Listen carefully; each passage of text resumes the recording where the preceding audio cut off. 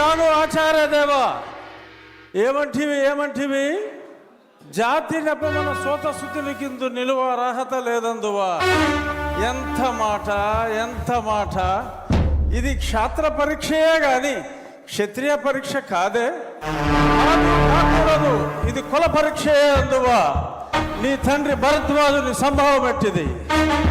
అతి దుభుక్షాకరమైన నీ సంభవం ఎట్టిది. కుండలో పుట్టిదివి కదయ్యా, నీదే కులము. అంతేగాక ఈ కుల గురువైన వశిష్ఠుడు దేవకీ వేషయగు ఉర్వశీ పుత్రుడు కాడా. ఆయనదే కులము. ఆయన పంచమజాతి కన్యయగు అరుంధతి యందు శక్తిని, ఆ శక్తి చండాగణ యందు పరాశరుని, ఆ పరాశరుని పల్లె పడుతైన మత్స్యగంధి యందు మా తాత వ్యాసుని, ఆ వ్యాసుడు విధవరాండ్లైన మా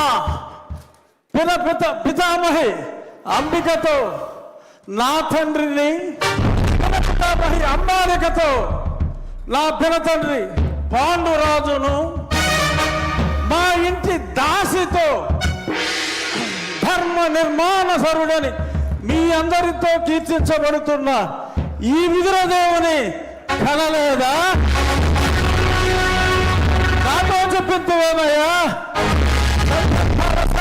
బట్టి శాస్త్ర బీజ ప్రాధాన్యములతో సంకరమైన మా కురువంశము ఏనాడో కులహీనమైనది. నేను కులము